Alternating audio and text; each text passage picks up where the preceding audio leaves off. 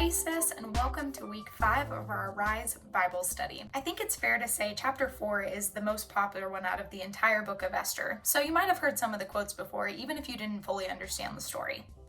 We'll see Queen Esther take an unselfish stance as she decides to sacrifice her personal safety in order to save her people.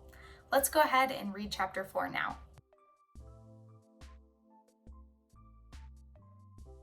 At the start of this chapter, we begin to see the effects of Haman's plot to murder the Jews. Mordecai and the other Jews throughout Persia show that they're deeply distressed by the king's proclamation through their fasting and weeping and lamenting. Mordecai and some others put on sackcloth and ashes as a way to outwardly express the inward grief they're feeling. When Queen Esther's crew tells her about Mordecai's behavior and outfit, she sends him new clothes, which he refuses, and then the eunuch Hatok plays a little game of telephone between the two relatives. Mordecai fills Esther in on the king's decree and Haman's plan and asks her to go to the king and beg for the lives of her people.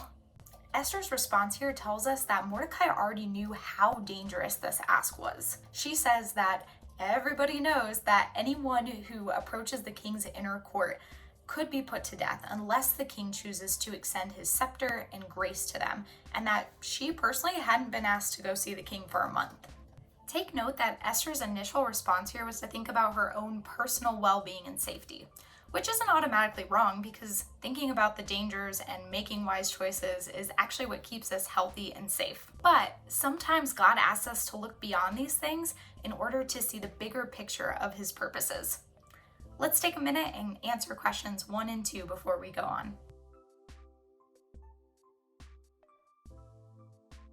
In verses 13 and 14, Mordecai reminds Esther that she's a Jew too and might not be spared just because of her royal position.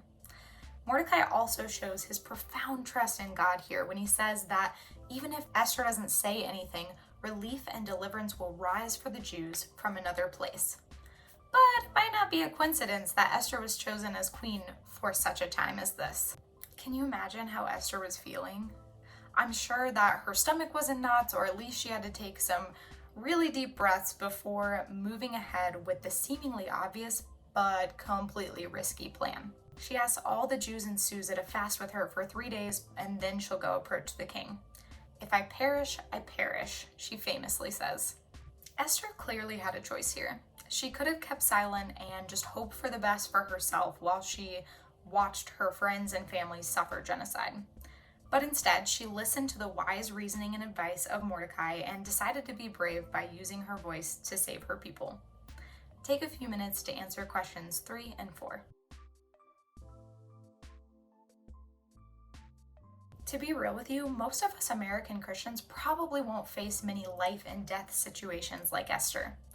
But we do have a choice every day to follow Jesus' example and his command to love others as ourselves.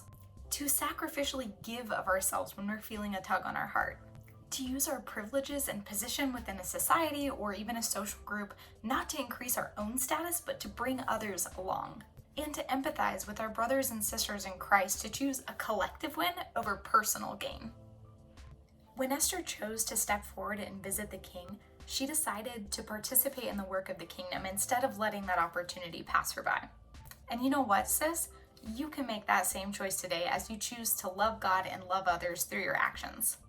Go ahead and take a few minutes to answer the last questions in your workbook, and I'm looking forward to seeing you next week.